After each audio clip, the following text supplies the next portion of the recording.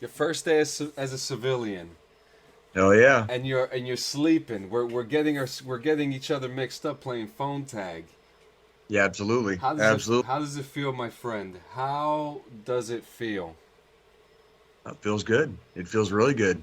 I mean, it's the first day in a new chapter of my life, I guess. So absolutely was looking forward to it, and today is a good day. And you know, it's when I guess I had a little too much fun last night, so I woke up late to start with, and then I ended up falling asleep and taking a nap this afternoon. So apologies for that, but it does. I did get some rest, and it does feel nice. So Hey, doesn't it feel good to get rest and like you're kind of thinking like, okay, well, I got to start thinking what kind of army paperwork I got to do, and then you're just like, wait a minute, yeah, there's nothing now. It's the done. I the mean, blanket that's on you is a DD-214 blanket. that's right. That's exactly right. Like like at this point, it's all said. It's all done, and that's where I'm now Mister Campbell, right? So so yeah, it's all good. It's all good. That's good, man. So what are the plans, man? What do we got? What's the first goal?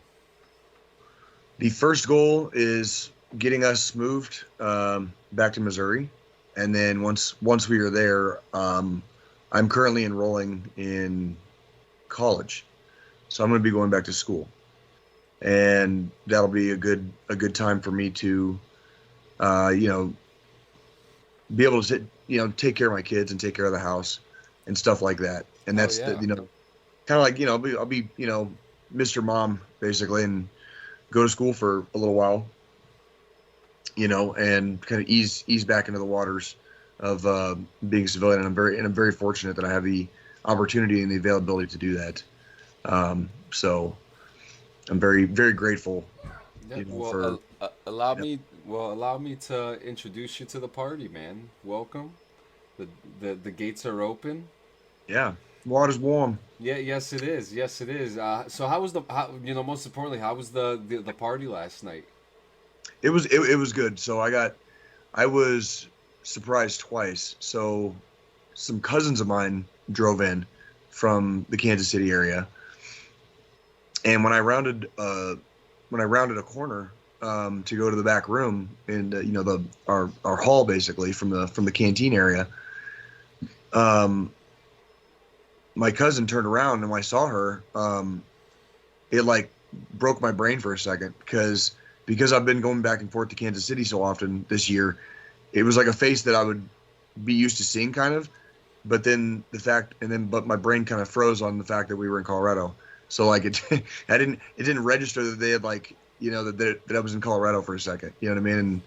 And then I was like, wait, what are you guys doing here? And that was really cool. Like my cousin, his wife, and their kids um, came out, and he has a couple of wonderful kids. Um, his oldest is an Eagle Scout. Actually, became an Eagle Scout. So Nice. yeah, it's really good, really awesome people. Like, and then I don't know, 20 or 30 minutes later, like my parents walked in, and so that was like my parents surprised me and drove in, and I didn't know they were going to do that. Like nobody knew that. So that was really nice. That was very much a blessing that I'm very grateful for. You know what I mean? That's awesome, So man. And it really goes yeah, to show, you're constantly going back and forth seeing your family. You're a big family guy. You're going back and forth all the time. So it really goes to show, that at the end of all this, they came to see you. So yeah, it definitely comes first full circle. It's a beautiful thing, man, and I'm so happy for you. Congratulations. appreciate it, man. This is And for, huge. This is yeah, huge. This now means that all members of the admin team all have DD-214s.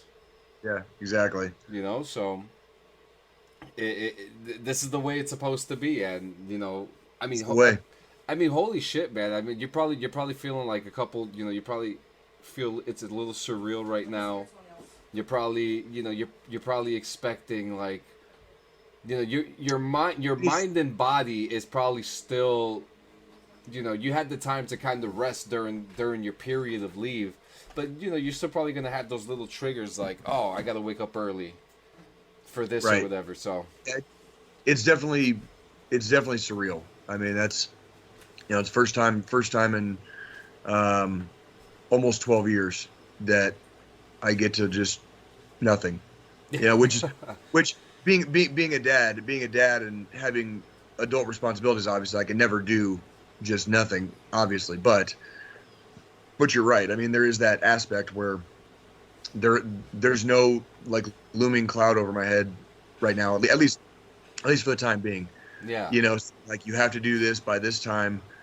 I've got a couple weeks where, you know, I will probably, not set a freaking alarm, as long as when the girls are not in school. yeah. You know what I mean? So that'll be nice. This is very nice, man, and we've been doing this a little over a year now. This is fun. Yeah, it is. This is fun, and to be able to get to know you, to know Sergeant Campbell, to know Jay Campbell, Right. and not to see this different. This is a new perspective. This is a new chapter. So you're closing one book and you're opening up another. So, I mean, what book? Exactly. I mean, what fucking book are you on now? I mean, holy shit. Oh God, dude, that's what I'm saying. And that's why it's such a blessing, to have such a wonderful support system and family and friends that love me. That's how fortunate and lucky I really am. I mean, that's not everybody gets that kind of support. You know what I mean? Yeah. And that's what really made it, even more beautiful than it already was. You know what I mean? Yeah. Is having that support system say that, yeah, we're here, we love you. You know what I mean? I had a buddy of mine that I grew up in Arizona with. He's here. He actually lives in Colorado, but he lives on the western side. So Oh, nice. we don't see each other very often. But he came out for a couple of days, so he's here. You know what I mean? And it's not everybody gets that, and I'm a very very lucky man to have that. You've lived a story. You've lived a storied life. You certainly Oh, have. You oh certainly yes, have. and it started way before the Army. You know what I mean? It started way before the Army. So there have been several, I guess, chapters of my life, so to speak. But that's okay. I was always, I guess, searching, and looking for the next thing. And the Army became the next thing for me about almost about 12 years ago. So now we'll see what I'm off to in the next chapter, and hopefully it remains very positive and goodwill for the universe, basically. Yeah. On my part, I'm looking forward to giving back to my communities and my country, Hell yeah. home front now. Hopefully for the rest of my life. So what was we'll see. what was your nickname in basic training? El Tio? That's what that's what that dude. Yeah, that's what he called me. Yeah. So now you're gonna be there from basic training and now to the grandpapa in college. Yeah, basically, like I've had a couple of Army nicknames that are all, and they were all centered around me being just a little bit older. It was Well, LTO in basic training, Papa J. I had a good buddy who used to call me Papa J all the time. And then I became Papa J when Araya came along. well, there you I go. Yeah. became Papa J, It like doesn't literally. end. It doesn't end, bro. Yeah. It doesn't end. So now I get to go play college freshman. Yeah. Right? Like at 40 years old, right? Like that. This will be a very interesting, experience probably. Yeah. I have to assume. So I'm sure we'll be laughing about it in a few months when I start going to school again. Looking back at this, man, this is gonna be an interesting time for you. It's gonna be like you're gonna see things that you've never seen before. Probably, because you've seen a lot of shit. Yeah. Right. Well, it'll be a good experience either way. Yeah. Absolutely, man. And yeah, man, you caught me at such a high. The Yankees have clinched their wild card spot. They clinched? They have just clinched literally moments before we started talking. Oh, good. You know, and it just so happens. Actually, I'll bring it up right here. I'll show it to you. This, and for those who are watching, this is the play. This is the bracket right now. Okay. So as of right now, So they're going to play in the Boston and New York is going to play in the wild card anyways. Then. Once again, because Boston just moments ago just clinched too. They just clinched. So once again, we're just last week we just swept Boston. We're gonna fight Boston one more time. The Mariners have been taken out. Now, okay. Look at this bracket. You know, if I wasn't biased, I would really think that the World Series is going to come down to the Brewers and the Houston Astros. Interesting. See, I would have said Tampa Bay, but I can't really say you're wrong in that or whatever. Did you see what Tampa Bay did to us yesterday? Did they? Oh my God! They stomp their guts out or what? Dude, they pushed our shit in, is what they did. Dude, it was like by the third inning, it was 7-1. In the third? Yeah. The same guy hit 2 3-run home runs. So Jesus. Yeah, so now we're going back to Boston. We're going back to the Green Monster. I can't. Oh, is it going to be at Boston? Yeah, and we were just at Boston last week and we just swept them 3 games in a row. Oh boy, here we go. Yeah, so something that's going to be wild. What day are they playing that game? I don't know the schedule, but I'm going to check that out. I am going to check that out. I might actually go sit down and have a beer or two and watch that fucking game when it happens. That's a good game to fucking. That is going to be an intense game. And then, don't forget, we also October 6th in 3 days, they start. The postseason starts. We're here. So right. Let's see what happens. I'm very excited to see some of these new guys. We got a couple injured guys now. We got one guy that has to have a hernia surgically removed. We have another one on 10-day IL. So Jesus. Yeah. So okay, again, removing your bias, how do you think the Yankees are looking in this game? So we have a couple inconsistent players, and now that we got a couple guys in the injured list, I don't. Right. Against Boston, that's going to be a problem. Our best power hitter, Luke Voigt, was our weapon against Boston. He's not going to be there. Oh shit! If they're smart, they'll use Garrett Cole for the good defense. This will probably be like a 2-1 series, and that's with the Yankees winning, because right now Boston's they're not cutting the cheese right now. So, okay. But I do think that we are going to lose to Tampa Bay. Is the wild card a series or is it one game now? It's one game. It's one winner take all, right? Yep. It's winner take all, and then winner plays Tampa Bay, basically. Yep. And it's going to be, let's see, postseason bracket 2021. All right, so yeah, I got the postseason bracket right here. So I'm looking at it. They're saying that the game's probably is going to be within the next couple days. So I'm assuming Rays and Red Sox, American League. It's probably going to be this week. Okay. Before the end of this week, and that shit. I'm either way, whenever it is, I'm gonna have to fucking check that shit out. That's gonna be Yankees.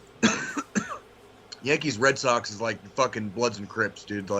It's gonna be a war every time. Yeah, it's a war every fucking time. I want to give a huge shout out to the St. Louis Cardinals, who lost to the Brewers last week, but they had a 17-game streak. 17 motherfucking games in a row. Like it's intense. I can't imagine, it's hard enough. It's hard enough for Major League Baseball teams to win, 5-6 games in a row, let alone go on like a 17-game winning streak. It's almost unheard of in today's baseball. In today's baseball, it's almost unheard of to go on crazy ass winning streaks like that, but it happens. Obviously, it happens every once in a while. Yep, and St. Louis is still in the picture, so there may be a chance that Missouri may be coming home with the World Series title this year. There's still a chance. Anything can happen. Everybody forgets. or some people I should say forget, after the Yankees, it's the fucking Cardinals with the most championships in Major League history. And that it's like every decade or two they start churning out championships. You know what I mean? When the Royals won their first championship, we were playing against the Cardinals. You know what I mean? The I-80 was it the I-85 series? The I-70. Mm-hmm. That's right. But yeah, like the Cardinals are like a perennial playoff contender. You know what I mean? In the National League, obviously they have the the World Championships and the playoff appearances to show it. You know what I mean? So yeah. But yeah. So who do you have, John, like winning the World Series? Like just like who's your overall again biases removed, like who are you picking to take home the championship? I really think. Now I think the final is going to be the Astros and the Brewers. I truly think that the Brewers are really gonna surprise people this year. You think so? I really think so. Now, I will throw in Tampa Bay in there as a catalyst as well because, dude, Tampa Bay as a city is fucking tearing it up in sports this year, dude. Like they are kicking ass. This was Tampa Bay's fucking year, dude. Seriously. I mean, they literally had our number. Well, they do. Like they won the Super Bowl. Did they win? They won the Stanley Cup too, right? Tampa Bay. So now like they have the chance to fucking possibly reach the fucking or capture the World Series if they make it through the playoffs. That'd be a hell of a year for that city, dude. Like, dude, if you're the mayor of that town, like, you're jizzing all over the place. You know what I mean? That dude's just fucking creaming his fucking shorts, dude. And on top of that, AEW Wrestling has been making Tampa Bay money up the buku. I'm telling you, man. I'm telling you. Like, see, like, I wouldn't mind living in a place like Florida, except for like the fucking, hurricanes and shit. And like it's too flat. Like that's the exact same conversation we had. We love Florida. We're all about it. But that weather. I'm all about the climate. But fucking, it's not worth that fucking. That juice ain't worth a squeeze when like a fucking Category 4 fucking hurricane hits your ass every fucking like 5 years. You know what I mean? And the people. I mean, Florida, man. I mean, because knowing me and you, if we were to move this podcast down to Florida, me and you would turn into Florida, man. Fucking that's like I would not stand a chance. I wouldn't stand a fucking chance in Florida, dude. Like it'd be. Oh, I'd be totally fucked. I could make it pretty much in Missouri and where I grew up in Arizona. Outside of that, I'm a freaking. I stick out like such a fucking sore thumb sometimes, dude. I wouldn't make it. And don't mind me. Oh, you're fine. It's Halloween season, bro, so I'm eating a Halloween cake. That's what's up, dude. That's what's up. John with the sweet tooth, man. I like it, dude. Yeah, dude, I can't help it, man. What we also got here, let me pull it up. I'm going to show it to you on the screen share, Jay. Tim the TatMan, along with another streamer, streamed at AT&T Stadium. Look at that.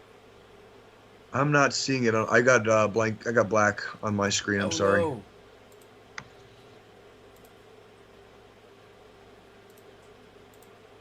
Can you see that? I saw something change, or it's still black. Let's see. Oh, I can see it on Nikki's. I can see it on Nikki's actually. Okay. Go ahead and you're playing it, and it's them sitting at the football stadium watching it play. Yeah, so I don't know who this guy is. I'm assuming he's a football player, but but yeah, you see it, man. He's playing on the big screen at AT&T Stadium where the Dallas Cowboys play. Right. This is a big feat. And a lot of people are actually talking about how this was such a big opportunity because he used to be signed to Twitch, and as soon as he ended his contract, this happened. So it goes to show, don't stream on Twitch. Be a YouTube superstar. That's the way to go, guys. That is the way to go. And what did this stream cap like? Was it captured somebody who was cheating, basically? Oh yeah, so we're gonna go down over here to the end of it. He's actually watching. Wait a minute, that is a Swiss. Uh-huh. He's watching the person that's going to So win. this is the clip right here. He's watching the guy cheat. How would you be level 200 if you're not? Of course he is. Level 200, a level 200 guy. I think he's cheating. It's not. Here's what I'll say. It's not enough for me to tell Whips to get him banned because I'm not 100% sure. But this would.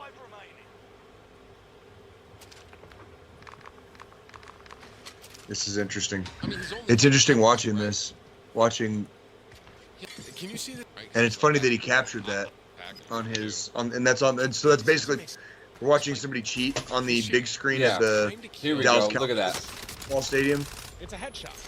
Oh yeah. You see that? You So, see the logo? He got a headshot on him, and you know, I think actually it ends somewhere around here. He's shooting. I mean, it again. The dude's he's obviously hacked. You know, he's obviously a hacker basically. Like he obviously got into the source code of the game and freaking figured out how to like jump walls and shift through different parts of the map and fucking, you know, commit headshots at like impossible distances or whatever, right? So is what it is. I mean, it's you know, that game has notoriously been full of cheaters and unethical play, if you want to call it that, since it came out. I mean, no big surprise. Obviously, stuff like this is going to happen no matter what you do. Like, whether the guy was playing on the giant Dallas Cowboys, you know, jumbotron, or somebody like on their local, you know, Twitch, you know, stream, just playing by themselves in a neighborhood. Yeah. You know, this is nothing uncommon for fucking Call of Duty. You know what I mean? It really, really isn't. Yeah. I mean, this is. And the developers of DICE, you know, because, you know, Battlefield 2042 is solely going to be an online game. They were asked, Right. what are you going to do to combat cheaters? They said, we're not going to give them a warning. So.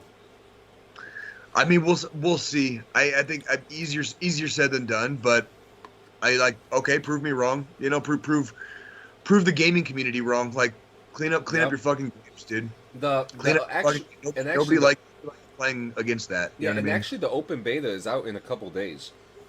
For Vanguard? Yeah, no, for Battlefield. So it'll be out there. So you know, it'll be out there. Vanguard comes out very soon. I actually see you getting it simply because mostly for the Modern Warfare mechanics. I think I might get it. Yes. And it's World War II. You know, I'm curious about the alternate timeline aspect of it. You know what I mean? But yeah, it's the era, and if it turns into a fun game to play, like yeah, I mean, obviously, and you know we could see about maybe hopefully getting more active in the DD214 gaming community at large, you know, and start gaming more, start streaming more, you know, like maybe once or twice a week, you know, just getting on and getting ourselves out there. Like I would like to definitely make that part of our season 3 is be a lot more interactive with our community. You know what I mean? As a whole, start gaming more, start streaming more when we play. You know, regardless of what we play, whatever. I actually got a game for you to download that just made it on the Game Pass that you may be interested in. Which one is that, John? Did I now? Excuse me, I don't remember. So I just bought the Avengers game. Okay, have you? Yeah, I'm assuming you played it. How is it? Yeah, so I got to play a lot of it. Okay. It was $20 at first, and then the next day it was on fucking Game Pass. So thank you, Microsoft, for fucking me over for the third time now. $20, you little bitches! What the fuck? That's the third time. I did it with Train Simulator. I did it with a baseball game, and now with this one. So what? They don't announce what's going on Game Pass ahead of time? Is that the thing? They do. I may have seen this a while ago, and I may have not remembered it. But the fact of the matter is, it's on Game Pass now. Now, the game is currently being saved from a lot of glitches and a lot of things that were going on within the game. As you know, it happens all the fucking time. But I have to say, selection of characters is cool. Okay, you get to play as Miss Marvel, Black Widow, the Hulk, Iron Man, Thor, and hell yeah. You know, you get to play as the main characters and Hawkeye. Right. The Avengers, basically. Yeah, right? so you play different stories. and they have a section called the Marvel Initiative, where you and your friends get to play together and fight against bad guys. So Really? yeah. So like online, like so it's co-op basically. Like, well, shit, dude. Like, I think I need to get the fucking Game Pass. Yeah, and let me tell you, so Is it fun? Like, how are the okay? So how are the mechanics of the game? Like, is it fun to play? So each or, each character like, has a different mechanic, which I love. You know, Okay. each character is very, very different. The one I found to be most difficult is Iron Man. Because Okay. there's literally, like, you're doing so much with him. You're flying, you're shooting at the same time, you're throwing missiles, you're shooting lasers, but Right. he's fun. He's fun. Okay? The action sequences, they get lost because there's a lot of scrambling going around, so you kind of get lost a little bit and you're just like, okay, what's going on? Mhm. But while you're in that moment, you're fucking Iron Man or you're Thor and you're just having a good time beating the shit out of these guys with your friends. And with I absolutely can dig that idea of, you know what I mean, like that sounds like a fun game to play. It really does, like, honestly. I mean, look, you could throw Captain America's shield, you could Right. throw the hammer of Thor, you know, Right. you're fighting, they have, it's a fun game. The story is very linear. Lots of Easter eggs. It's not connected to the movies at all, so you're getting a completely different story. And there is 3 campaigns to play. There's Avengers Assemble. There's the Hawkeye story, Okay. and the third one is War for Wakanda, which introduces the Black Panther, who is a phenomenal character in the game. Probably one of the best characters, if not the best character. I like using Thor. Okay. Thor is very fun. There's thousands of costumes that you could choose amongst, and you have to unlock them. You know, it's not pay to win; it's pay to look good. Right. You know, Right. all the DLC is free. Okay. You know, so if you want a true rating from me right now, because I think I've had enough gameplay with it, I give it a 7.9. Okay, so pretty high up there. Like, Yeah. fun play, worth the time and effort, basically. Yeah. Now, what makes it not an 8? I would like to see more characters. You know, I would like to see characters like Vision. I'd love to see Vision in the game. I'd love to see maybe the Fantastic Four. You know, Okay. because if this is not an MCU game, we can add these things. And there's hints of Spider-Man in the game, but it's not. But you haven't Yeah. seen him yet? Yeah, it's not looking too good. I actually believe Spider-Man is a Spider-Man exclusive in the game. If correct me if I'm wrong, but I think. But the game is good. Get the Game Pass, play it. You know, and among that, I'm getting ready to prepare more for iRacing. My wife got me a sports wheel that I'm waiting to Okay. come into the mail to check out, to get into games like American Truck Simulator. Forza Horizon 5 is coming out real soon. Forza Okay. 8 is coming out. Lots of games, man. Lots of games. And we're coming into the season now where a lot of games are coming out to get ready for the Christmas season. For Christmas. Yeah, that's right. That's exactly right. This is October, November is excuse me.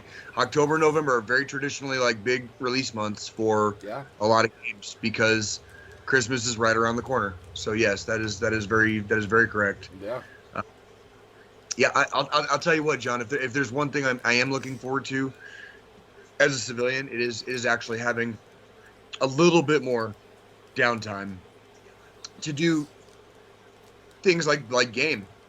And I don't mean all day, all night necessarily, because I've never really been that kind of gamer to begin with. But every once in a while, you know, like, it's nice to be able to just take a couple hours out and have a couple of hours to just start just game it, you know, Yeah.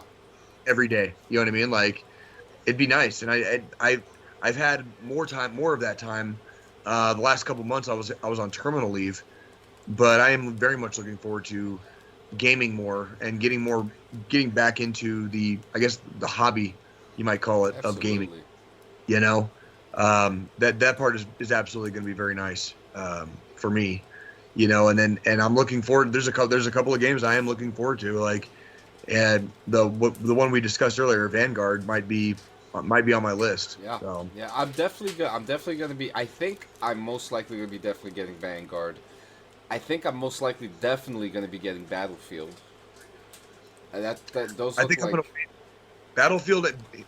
My thing is Battlefield and Vanguard both. I'm gonna wait and see, but when I say wait and see, it might only be a week.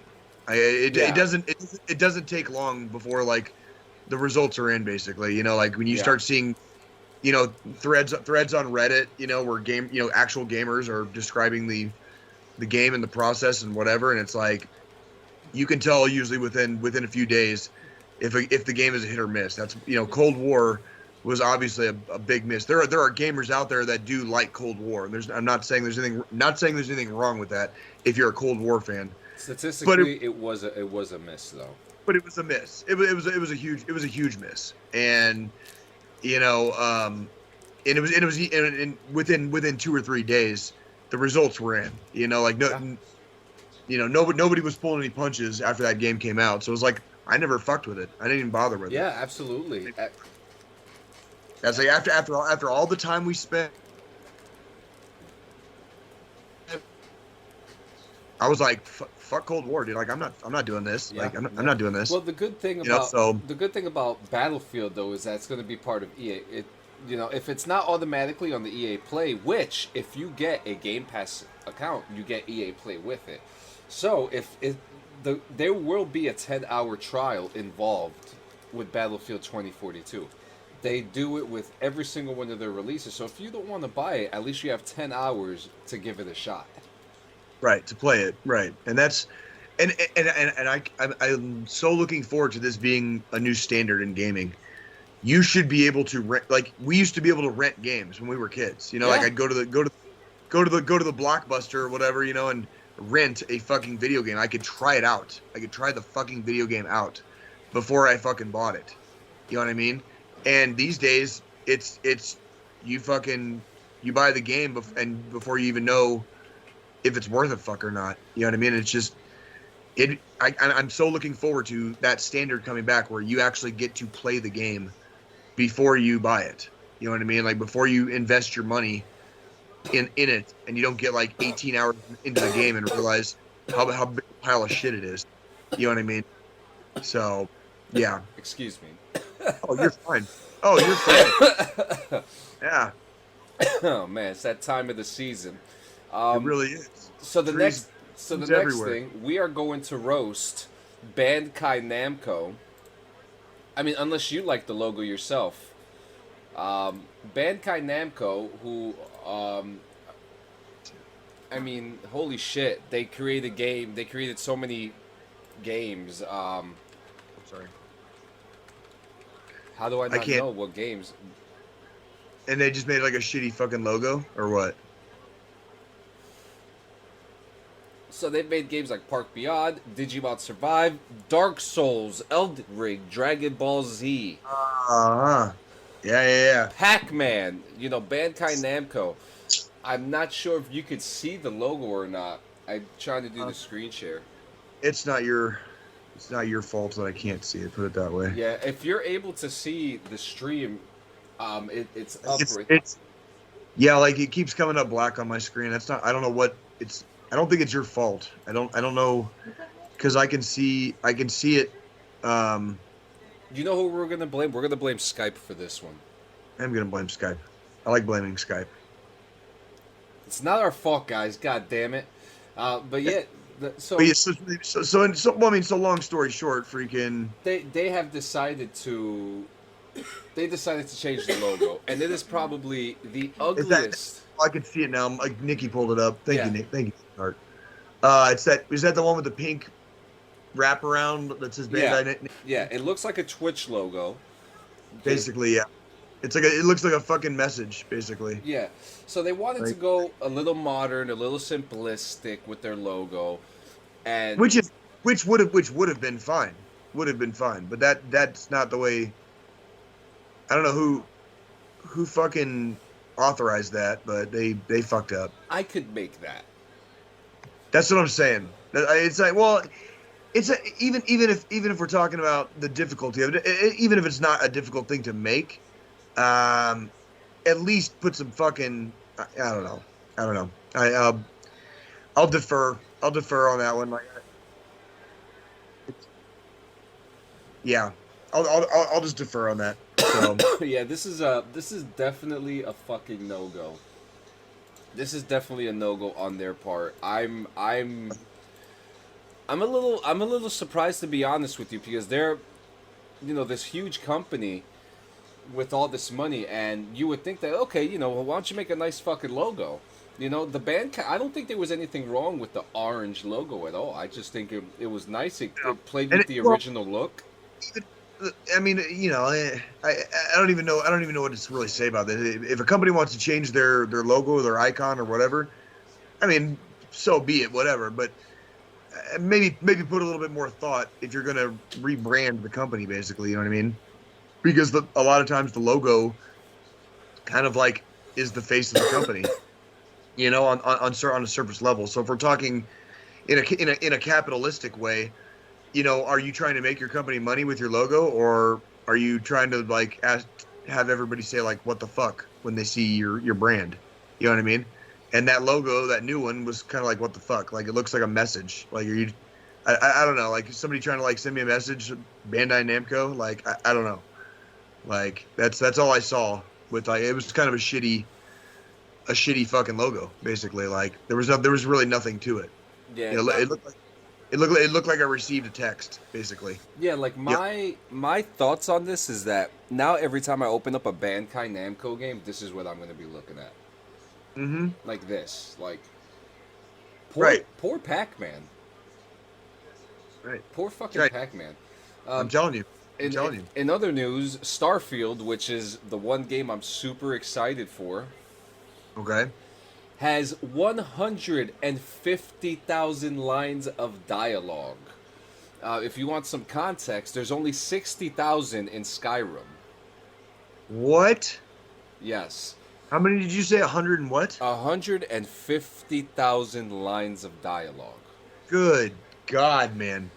What is it? Is that game going to be like, it takes you like a fucking year to beat it? Jesus fucking Christ, man! I bet you that can you might be trying the to case. like 100%? Can you imagine trying to like 100% a game like that? Like, I'm trying to 100% Ghost of Tsushima right now, dude. It's like kicking my ass. I will go 100% in Starfield. Like, dude, I will do it. Oh my God, dude! Like that sounds like an epic fucking game, dude. Yeah, and you know what? We're gonna document that on DD214. How long it takes for me to go 100%. Dude, see, there you go. Season 3 material right there, John. I'm telling you, like, that's what I'm talking about. Like, you get Starfield and you start playing the shit out of it. Fucking live stream your gameplay as you go through the game. You know what I mean? As you go through it, like like that's a good thing right there. That would be, I'd watch that shit. I would totally watch that shit. Yeah, and so, but now this comes with a senior narrative designer working in the AAA space, Win Rush, said that he's concerned about the news. Implementing such a large script, a huge game script isn't just a ton of work for the writing team. It's work for the audio department, the engineers, the animators, and possibly even the level designers. A behemoth script means a lot of time doing voiceover recording process, and script line management. That's exactly. Yeah, I mean, there's going to be a lot of work with this game. But you want to make it right. I can only imagine. I absolutely. And if it's got as much dialogue as you say, I mean that is fucking epic. That is fucking epic. And I'm expecting Starfield to be game of the year. I mean, we're talking about an open world space game that's not Star Wars. Right. A tweet here by Robert Spook says, "Now iterate, polish, rewrite based on feedback, adjust for pivots in the gameplay. The number of people, hours, effort there is mind-blowing. I don't think enough people really understand how much work goes into something that monumentally huge.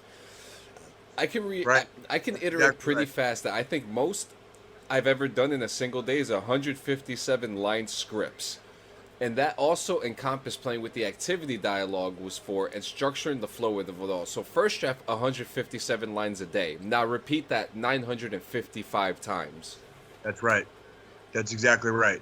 It would take you, yeah, at that pace, it would take you almost 3 years. Yeah. Almost 3 years just to fucking record. Do you think we're Just gonna to have? just to record. Do you think that something's gonna come out about overworked work conditions with Bethesda? I mean, well, I don't know. I don't know. I think because we know about the problems with Activision. Absolutely. It's not just problems with Activision. It's problems with the any industry in the United States right now. Almost everybody is having labor problems, and those labor problems are directly related to basically what you are compensated for with your time. So, if you're not making enough money, obviously you're going to look for work elsewhere. That's what people do. If you're barely scraping by and struggling to pay your bills, you're going to probably go get another job somewhere else. You're going to be at least at the very least you're going to be constantly looking. Because when you're living hand to mouth, when you're living paycheck to paycheck, I get it. I've been there. I'm getting ready to probably be there again, like myself. You know what I mean? Like on some level where it's like, now I can't do that this week because this is all I've got right now. Yeah. You know what I mean?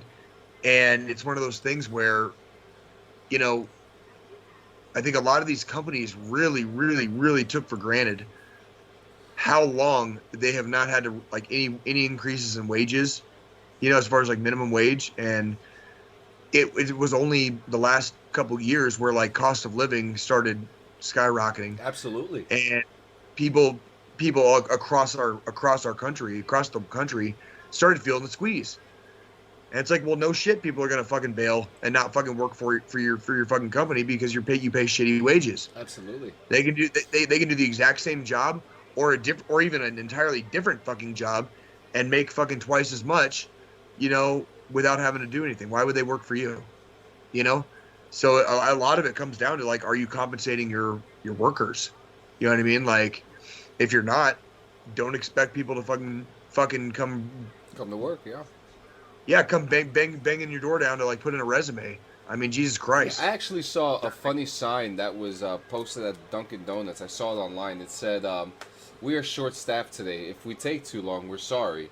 If you have a problem with it, there's an application in the building." There you go. And I can actually I can get behind that because it was the people that were working there saying, "Be patient with us. We're short-staffed." There is something to be said too for the people that are still working in those jobs for those kind of shitty wages sometimes. Be patient with them. Yeah.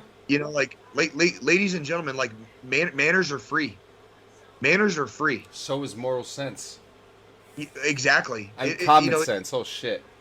It costs nothing. It costs nothing to be 1% altruistic for fucking 30 seconds of your day and not be a complete shithead to fucking Becky, behind the fucking Starbucks fucking counter, or fucking Joseph, slinging you fucking donuts in the morning, to put a little bit another fucking roll of fat on your ass, so don't be fucking dickheads to them. You know what I mean? They're already working for shit pay and shit wages.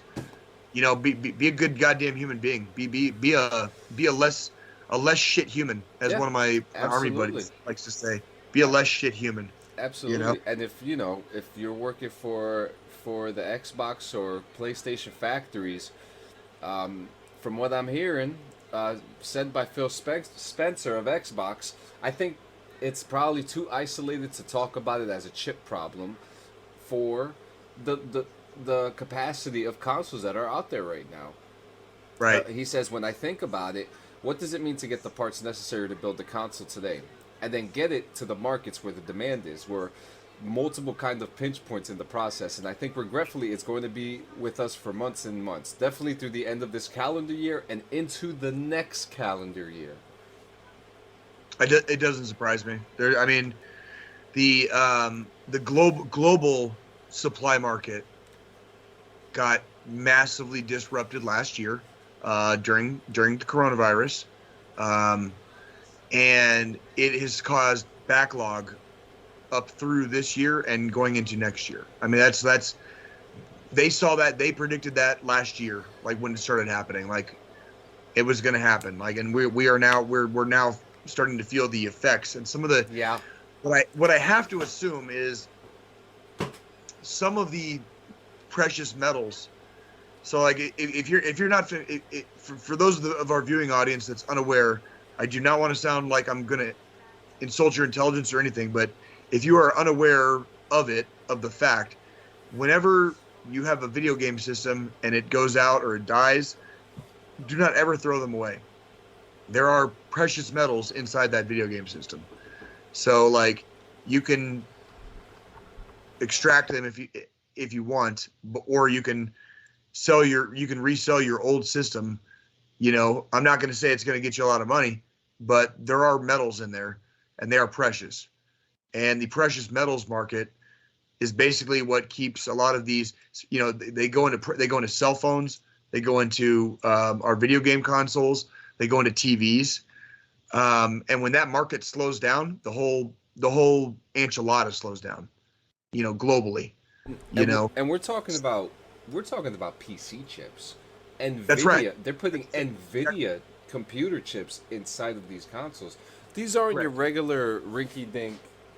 No. You know, these are. I mean, these chips go for some of them like $1,000 at a time. You know, they're not fucking. They're not fucking playing games, man. And it takes. I could imagine there's only so many fucking people in the world who are skilled enough to create a chip like that. There can only be so few, and I can only imagine that few is probably not working right now. Well, I mean, and that's that. Here's the thing. You know, we're talking about supply and demand.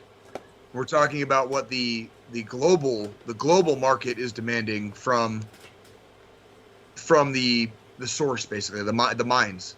You know, an open pit mine, basically, that mines precious metals, right? Those precious metals are used in basically everything high tech that we use today is mined somewhere. It's taken from the earth, but from getting it from the mine to your TV, to your PC, to the phone in your pocket, to our video game consoles, that's where shit gets, you know, very convoluted. And if there's a disruption in that process, the whole foundation is very shaky. You know, becomes very shaky. Look at Korea. So yeah, Korea, you know what I mean? has mountains enriched in uranium.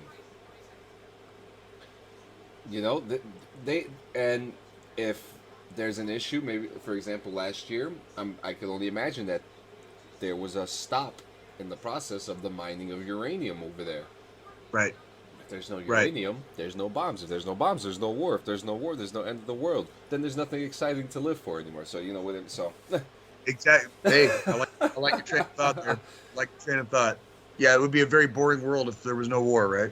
You know, but yeah, man. You know, that's what's going on. Again, and we've said it many times. We're just not there yet. We're not completely sold yet on even going to the next generation of consoles. Right.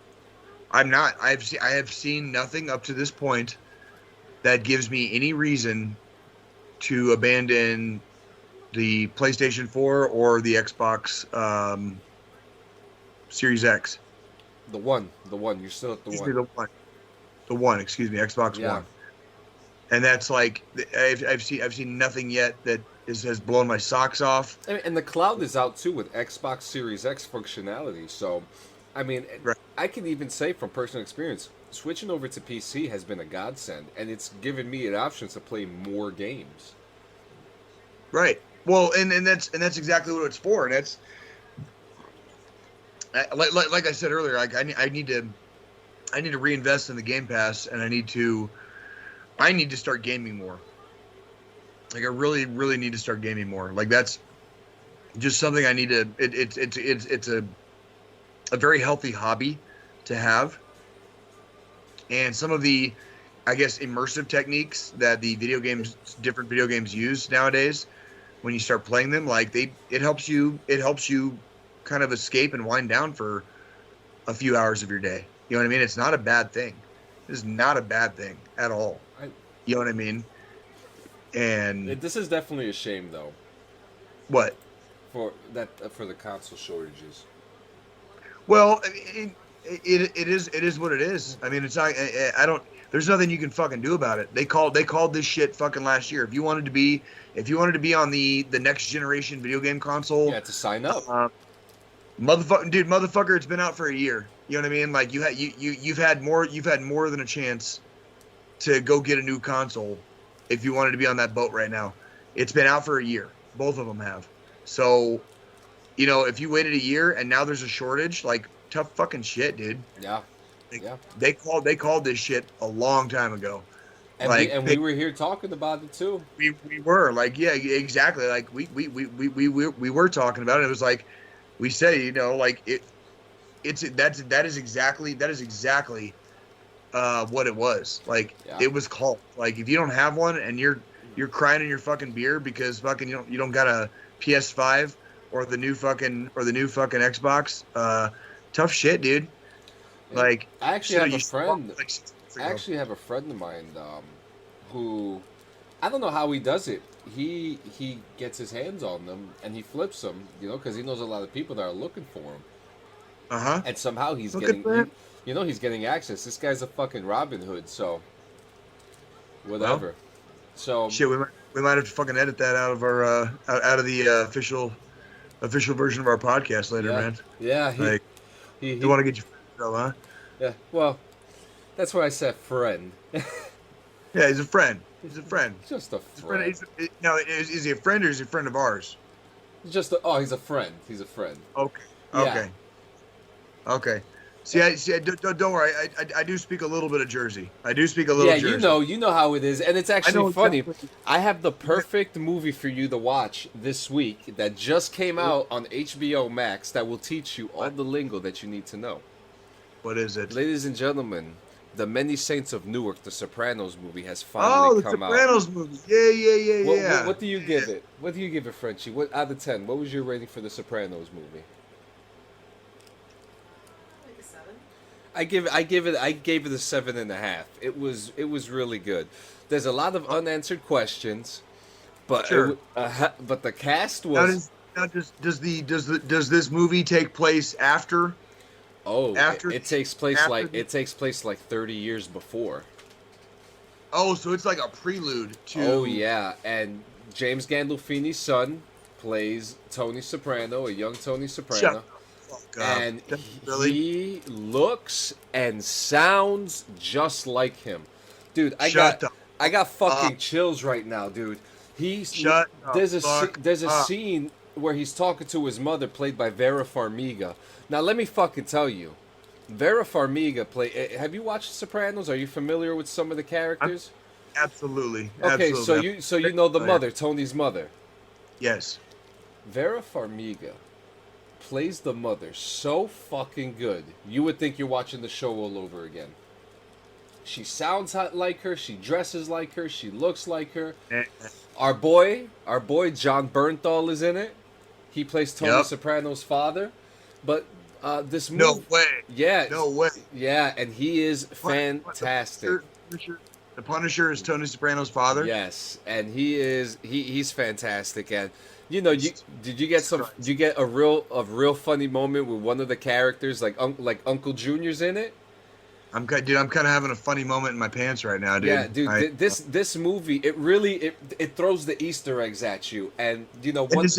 It's a movie, so what is it, like 2 hours? It's exactly 160 minutes long. 2 hours, so 2 hours and 40 minutes. Yep. 2 hours 40 minutes. Damn. Oh, we're watching it tonight. We're watching it tonight. It's on HBO Max. It's a fantastic movie. Oh my fucking god! But the reason why I gave it a 7.5 is because there were so many unanswered questions. Because there's still shit that we don't know about. You know, when you watch it, we'll talk about it next week. It's the same when you watch The Sopranos. I mean, it's and Jesus Christ, there's a lot of TV shows that use the same kind of like ideas. You know what I mean? Where it's like basically like you you're getting a glimpse into the life of this person or these persons, or let's say a group or whatever the TV show's about, right? Yeah. But you're not gonna get every single little thing answered. Like, this is like you said this is an origin story, basically, like kind of like it happens like this takes place 30 years before, so you pretty much get to figure out how Tony Soprano got into it. Became I can't wait to see fucking dude. If Michael Gandolfini does not get an Oscar for this role, I will riot. Shut the fuck because up. Is he really that good? Is he really that good? It's his fucking son. You know, he really, like, he sounds just like him. You know, when you start with the Mafangu, or he sounds just fucking like him. You have to take a second to really be like, oh my god, is this not like is this not James Gandolfini itself? But no, like, they actually got his son to play him. But my favorite character in the whole show were Silvio. You know, he's always wearing the tracksuits, and the guy who plays Paulie, Silvio, you know, they really play into like these are them. Like, once you see them, you're gonna be like, okay, that's him. This guy's fucking wig is off, and they do such a good job. They do such a good fucking job. And to be honest, I'm gonna go back and watch The Sopranos. So, Jesus Christ, dude, that's intense. Like, yeah, I think we're probably watching it tonight now. Yeah, like, no it's really, and the one thing I love about it, it takes place in New Jersey. It was filmed in New Jersey, in Newark, which is only 2 minutes away from me, and they cover the Newark race riots. So that's another aspect of the movie that they throw in there. So it's crazy. It's crazy. They do a good job. But this story is about Christopher Moltisanti's father. It's not about The Sopranos. It's about Chris's father. So enjoy it. It's going to be so good. And now on to the military news. What happened? Yeah. Before we get to the military news, I just want to, give a shout out to someone who you introduced me to, who is now. I'm telling you guys are making big moves as you're getting out. Drill Sergeant Jackson. Good. Yes, Ronnie. Good old Ronnie with that fucking. He became a drill. Yep, he's now a drill sergeant. Now, congratulations, man. Shout out to fucking Sergeant First Class fucking Jackson. Dude, that graduated drill sergeant school, and he will be a drill sergeant very shortly at Fort Sill, Oklahoma. He looks fucking swole in that picture, bro. Dude, Ronnie's a beast. Yeah, he's always been. You know what? We're gonna get in touch with him. Get him on here, man, because I think honestly, dude, it's we that need time. You've played with him. You've heard his voice basically, but there goes Jay Killen again. Yeah, he has such an amazing story. He has his own awesome story to tell. To be perfectly honest, he's a great dude. One of the best friends I've had in the Army, in my time in the Army. Like, honestly, like, when since I've been here at Fort Carson, I didn't have a lot of friends. I was married and I lived, 30 miles away from where everybody else lived, down in Pueblo, as opposed to Colorado Springs, for the people that are stationed in Fort Carson. And Ronnie was one of the first friends I made, basically, like, after I moved here. And it was unfortunately it was a few years after I moved here before I had any friend, like what I really call an actual friend. You know what I mean? Like, and me and Ronnie became good buddies, and he's a great dude, and I wish him well on the trail. And he just got promoted from staff sergeant to sergeant first class, so congratulations to him for that as well. So he's a top dog drill sergeant too. He's a senior drill sergeant. Dude, that motherfucker is gonna steal people's fucking souls. Yo, I'm so happy for him, man. He's such a cool fucking guy. This dude is going to crush fucking nuts, dude, and steal souls. Like that is like I'm telling you, and he is going to turn sloppy ass, pussified, bullshit ass human beings into motherfucking soldiers. Yeah. Like Yep. that's what he's supposed to do. Like and I know he's going to do a fantastic job at it. So, you know. And so and also Cheers. cheers, my brother, cheers. And also while we're talking about you your friends, Joy also I just want to say next week I'm gonna have a review for the Postal Brain Damage demo. Oh, absolutely. Your boy, We need to fuck yes. yeah, your boy. You know they Okay. you know your boy has done it again. Mike J has done it again. I haven't had enough time in the game. I've had a couple minutes. It's very colorful. Right? You know, but It this looks like it basically looked like Doom. You know, like it looked like Doom. You know, like where you were just going around like just massacring everything basically. Yeah, Like so I'm excited to play more of this when we finish our show tonight. I'm actually going to take some time because I just want to say thank you for XSplits for making things easier for this small time producer for automatically uploading our show straight to YouTube. And you know, right now on for the not the gaming news, the military news. So we got so a nice little historical thing I found today. Gonna have it up right here in the stream. The M16. This is coming from military.com. The original M16 manual was a Vietnam War comic book. awesome. Yeah, very very cool stuff. I mean, That's almost like when I was a mechanic. There's like it's like PM Monthly.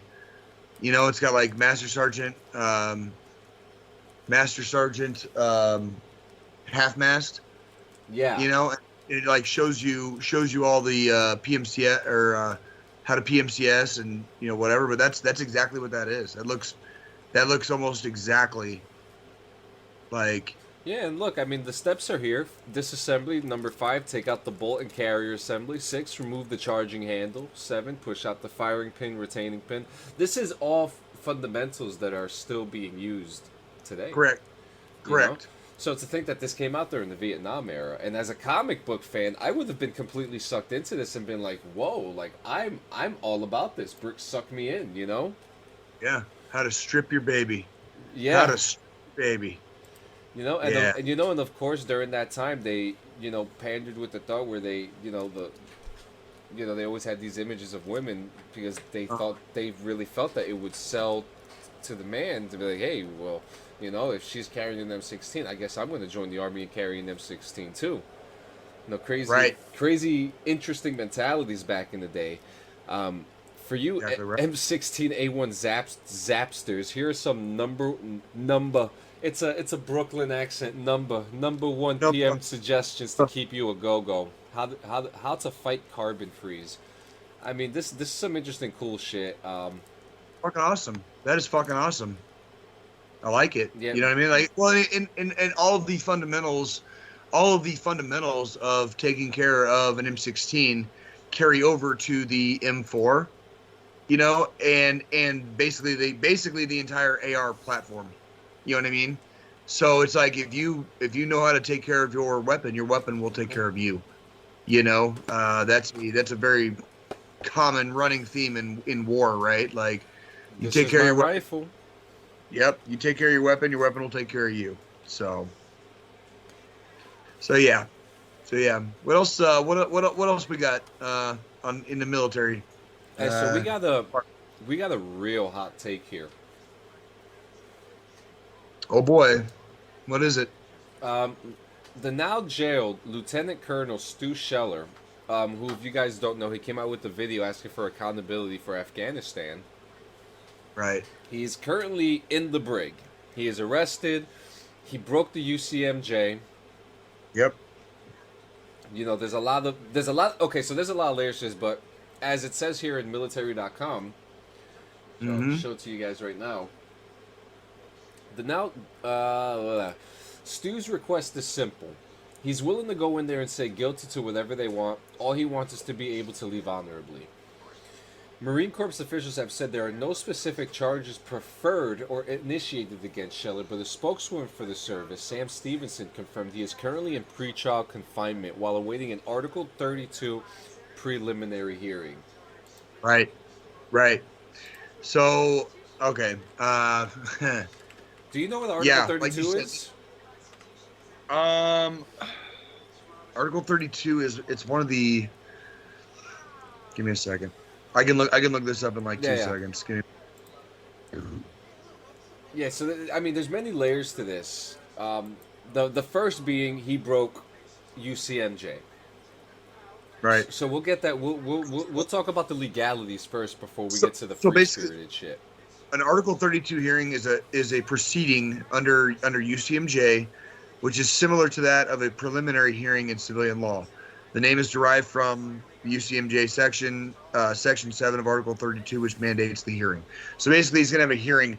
They haven't charged him with anything yet, but they're going to, and he's going to have an Article 32 hearing to basically face down whatever charges they bring against him. Now, what was your question, John? I apologize. Oh, I was just saying, this, what really makes this interesting, which we'll get into, like the more free-minded stuff, if you will.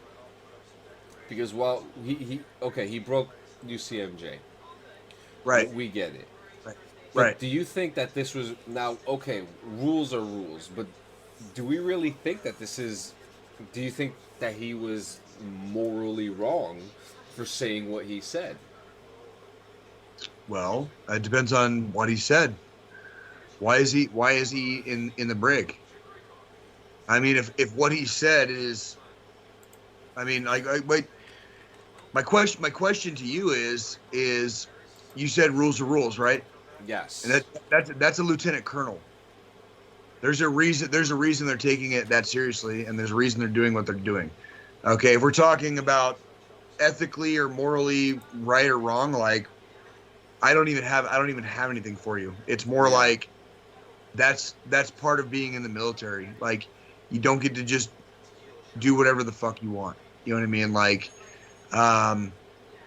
whether history flips a coin and says this guy is right or wrong in his opinion. Same with my high school peer, Lieutenant Colonel Lohmeyer in the Space Force, with some of the stuff that he was talking about in his book. It's touchy. It's a touchy subject, and we are living through this era of history, basically. So, is history going to prove, these lieutenant colonels wrong or right, or are they, I don't know. I don't have a goddamn periscope that sees 10 years into the future. Yeah. You know what I mean? Do you think he'll be given honorable discharge if he takes this deal? He's an officer, so he's gonna get serve 17 years too. Yeah, he's gonna get what probably amounts to a smack on the wrist if he pleads down. Yes. If he gets the honorable discharge, I don't know. That might be one of the bargaining chips they're dangling in front of the opposing lawyer, basically the prosecutor. Say like, give me an honorable discharge, and we won't make a clown show out of the hearing. Yeah. Out of my court martial, basically. So, that could easily be what he's doing. I can't really speculate on that, but I could see that being a big bargaining chip. Like, give me an honorable discharge, and I'll shut the fuck up and go away. Yeah. And then he can write a book, and then he can write his book and make a couple bucks. Yep. And have a little nest egg for fucking. There'll be a History Channel episode about it. Right. So I mean, that's. I really don't want to touch the political part of this. I really don't, because that's. And I think we've talked about Afghanistan enough too. Well, and you and me, there are certain weeks when we have this podcast where we're a little bit more willing to I guess, broach the political topic. And there's weeks where we're not. And this week is just probably not one of those weeks where we really need to get into our own political leanings or opinions about shit like this. You know what I mean? So, and I actually, I'd rather keep it fairly neutral in that respect. So, go ahead. No, I like that, and that's why I like this last conversation here that we have here. It's actually a 2-for-1, I guess. First off, they're starting the process of renaming 12 different bases. Right. Yeah, because they're named for Confederate traitors and all that. So right. So it's Fort Gordon, Fort Hood, Fort Pickett, Fort Lee, Fort A.P. Hill, Fort Bragg, U.S. Naval Ship Murray, Fort Polk, Fort Rucker, Alabama, Fort Belvoir, and Fort Benning. Okay. I can't read what this 12th one is because it's like faded out for some odd reason. Right. But the article here says thousands of internet suggestions poured in for replacing Confederate names on bases, and not all were nice. Not all were nice, of course not. Yeah. It's the internet, bro. It's the internet, bro. Yeah, so it says the Pentagon asked the internet for help for replacing the names honoring Confederate troops on iconic bases like Bragg and Benning. It got more help than it bargained for. Some of those suggestions on the website are quite intense. Retired Admiral Michelle Howard, the chair of the naming commission in charge of the effort, said following an update to the Congress on Thursday. There are some folks who are distinctly opposed, and the verbiage that they use is quite deliberate, and they make it clear that they do not support the commission. I like that. I like that. That sounds exactly like what you're gonna get from the fucking internet when you ask. You know what I mean? Like if I was gonna make a submission right now, I'd be like Fort 40 McFort face, you know, or some stupid shit like that. You know what I mean? But like, I could totally see where, people are not gonna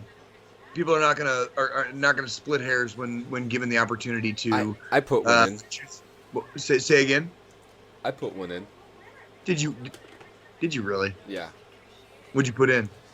I put in Fort DD214 Gaming because we're the only military and gaming podcast in the world. Oh my god, that's fucking awesome. I did do that. They're gonna and some like fucking lieutenant colonel's gonna have to like fucking read that and be like, "What the fuck is DD214 Gaming?" Like, yep, well, here comes the lawsuits now. Right. Like, who the fuck? Right. A podcast? Video games? A stupid, shitty podcast about video games and military stuff? Like, really? A whole fort? You know, like, come on. Some lieutenant colonel's like fucking slitting their wrists over this shit right now, having to fucking read all the different submissions, right? Dude. Oh man, so they're saying that 27,000 suggestions have since the request was posted on September 7th, and the commission plans to keep accepting ideas until December. The effort, mandated by Congress in January, requires the U.S. military to remove names of Confederates on bases, ships, buildings, and street names that commemorate slavery and racism against Black Americans. Good. I'm all about it. I mean, too. 100%. 100%. Let's do it, man. I mean, on top of that, that shit. On top of that, the second part of this news story is that you can actually go on the website now, thenamingcommission.gov. December 1st is the last day that you could submit. If you have a cool idea that you think that maybe could work for military installation, go ahead and throw it in there. I would love to see Fort Hood renamed Fort Benavides for Roy Benavides, the Medal of Honor recipient, the Green Beret. He was from Texas. You know, he was a Texan. Okay. And I would love to see, you know, Fort Benavides instead of Fort fucking Hood. You're hearing what I mean? You're hearing it here first, guys. So you're hearing it here first. I would love to see that. That one really cool. That one specifically. Sergeant Benavides did amazing things that day in Vietnam, and I used to show one of his speeches. One of his speeches to my students at the basic leader course at the academy, basically. And I would love to see Fort Hood named after uh, an amazing soldier. You know what I mean? Like an actual full on, true to life, larger than life human being who was very humble and gracious at the same time about all of the gifts he was given and the ability to survive what amounted to a nightmare in hell. You know, Hell yeah. that, as far as Benning and Bragg, very very famous forts. I don't really know. I don't really have ideas for those ones per se. Yeah. But I would love to see Fort Hood renamed Fort Benavides. I think that'd be great. It's a beautiful name for It really fucking is. For a base Really, too. really fucking is. And I think it would be a good start too. A good scratch off of the history of Fort Hood, especially with all the controversies. I mean, Oh, fuck yes, there dude. is Like, there is turn that- so many unfortunate shit happening there that it start a new Turn that- chapter, change the name. turn that fucking place around. It's gotten old. Yeah. all the bullshit has gotten old at that. Like going to that post is like being sentenced to fucking death, basically. You know what I mean? It's just like it's a career killer. It's a literal killer. You know what I mean? Like, fuck that. Fuck all that. Yeah. Like that stigma needs to go the fuck away, and they need to transform that community, the surrounding community, in a more positive direction, basically. Like it's just the stigma that post has. It's terrible. It's fucking terrible. Yeah, it's time to change it, and I think having such a positive person to be named after would be such a good motivational start for Fort Agreed. Hood. That's exactly where I was going with it. That is something else, and they have a good team. They have a good team. They have a good team of many U.S. There's Admiral Michelle Howard, U.S. Navy retired. Brigadier General Ty Swidell, U.S. Army retired. Lieutenant General Thomas Bostic, U.S. Army retired. General Robert Neller, U.S. Marine Corps retired. Dr. Corey Schock, Mr. Lawrence Romo, Mr. Jerry Buchanan, and U.S. Representative Austin Scott of Georgia. Okay. So this is a big thing. Absolutely. This is really cool. I'm happy for it, and I mean, with the way that everything is being modernized, I think it's pretty cool that we get to live now in a world where we get these cool modern names for bases that really touch upon like the importance. 100%. Yeah. 100% agreed. 100% agree. We are living in modern times. We are living in the fucking future, basically, and we need to treat society and in general as such. Like this is not mom and dad's fucking world they grew up in. Yeah. It's all. And It's fucking ours, dude. Like we need to start fucking claiming that shit. You know what I mean? Yeah. Like seriously. I would I know that it's not on the list, but Fort Hamilton, where I did my MEPS at, I would love for that. That would be a pretty cool place to be called Fort Murphy for Mike Murphy, because that's where he There you did go. MEPS as well. So I would love to see a base named after him. Right. Absolutely. And actually Fort Hamilton it's really small, and it's like off the cliff of like right under New York City. And it has old cannons still on the side from the Civil War, the Revolutionary War. Yeah, you showed me pictures of that. Yeah, you showed me pictures of that when we were in Kansas City. Yeah, that place is something else. That place Right. is something else. So yeah, guys, remember the namingcommission.gov is the place to go if you have any recommendations to name any of these 12 bases. And they're saying that throughout that they're thinking about rolling these out throughout 2023. So, it's a good time. It's a good time, man. And I'm so happy that we had a lot of military news this week. It was, there was even something. It's dry lately. It's been dry. And also I want to give a big shout out to the Air Force, because they for the first time in 5 years have reached their quota in recruitment numbers. Good job, Air Force. Yeah. Good job. So we're hearing the final thought. Whose is it this week? It is yours this week. Okay, It is. which is perfect because so I have another article here that just came out a couple days ago from military.com. And Okay. this is all part of the final thought, guys. So, you know, listen to this. Suicides among troops rose 15% in 2020, with firearms closely tied to deaths. Right. A total of 384 active duty service members, 77 reservists, 119 National Guardsmen and women took their own lives according to the Defense Department annual suicide report, totaling 580 service members. That figure is up from 504 in 2019 and 543 in 2018. And seen in previous DoD reports on suicide, military personnel at risk are largely young, under 30. White, enlisted and male, between 64% and 80% of suicides were carried out by firearms, 87% of which were privately owned. Right. These, it leaves you speechless to hear something like this, because it could happen. It could happen to any of us. It does. We've said it before. This dark cloud, it doesn't discriminate. It doesn't choose. It just comes for you.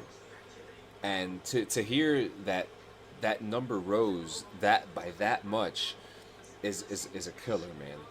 It's a killer. Right.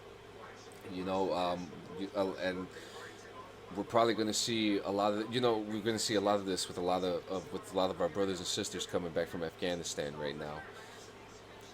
That's right. It's hard to even read something like that, to know that something like that is even happening. That was only the stats on active duty veterans. That wasn't even the stats on veterans in general. Yeah, or even and civilians also. Yeah, that was just the stats on active duty. That wasn't the stats on like your vets. You know what I mean? Like we lost a good friend last year, like on my end, and that's pretty much to the T. Kind of fits that statistical profile basically of last year. You know what I mean? So, yeah. It's rough, man. It's rough, and then, well, you got the final thought. So. Oh no, yeah, and I always love hearing what you have to say, and just like you, there's a lot of other guys coming out during this time as well. Right. Seasonal depression is coming. Which is a real fucking thing. A lot of people skid on that thing, but it's a real thing. I know you're tough as fucking nails, but I know, that even you with the experiences that you've been through, this is a new world, this is a new change, this is a big fucking change for you, so there may be a bit of stress or maybe even a small bit of depression in there that sure. Absolutely, because this is a big thing. I've talked about it many times. We've talked about it on this podcast, and I have no shame in telling people that I've been seeing a therapist for the last 2 years, in the Army, before I got out, I was seeing a therapist for the last 2 years. I will probably continue to see a therapist moving forward in my life. It helps me to talk about stuff, and there's a lot of stuff in my life that it's not that I can control it, because it was stuff that happened in my life, but I need to talk about it. I need like a neutral third party basically to vent to sometimes. And there's nothing wrong with that. Yeah. There is nothing wrong with that. It has even if it's only very incrementally and very small baby steps, it has helped me. Yeah. I got a lot of baggage, so I talked to somebody about it. You know what I mean? Like, go ahead. I'm sorry. No, don't apologize, Jay. You're good. And in saying that too, just like you, many other guys are coming out. A lot of them don't have a plan. A lot of them don't know what to do. Especially ones who are getting chaptered out. A lot of them don't know what to do, and that depression comes in. And it Right. takes a toll on you because a lot of people don't know what to do, especially infantry guys. You know, a lot of infantry guys, they come right out. They want to go right back into the action. You know, that's what they know. Right. You know, guys, give them a call. Absolutely. If they're not calling you at 3:15 in the morning to talk about Rick and Morty, that last episode that just aired. You know, they're not calling you to chit chat. You know, they may call you to see if you want to go out to the 24-hour spot and get a fucking 7-Eleven pizza or something. But there's a reason for that. That's right. You know, answer the phone, or if you know that person closes down, give them a call. You know, stop by, see if they're okay. You know? Guys, the number is 1-800-273-8255. 1-800-273-TALK. The lines are always open 24/7, 365 days a year. Sometimes 366, depending what year it is. But Right. they're always Right. there, you know? You could text them. And in fact, I'm right here in the Google site. You can actually click chat. And they can actually talk to you right from your iPhone, your Android, your laptop, your PC, whatever. It's there. Give them a call. Give someone a call. Answer your phones. And remember, guys, we're all we got. Jay, you got anything else? Now, brother, I just want to say it was an extreme honor and privilege serving my country for 11 years and 9 months and some change. I hope everybody has a good week ahead. Stay safe out there, and I love you guys. Y'all be good. Congratulations, Jay, by the way. Appreciate it, buddy. I appreciate it. I'm a very lucky man.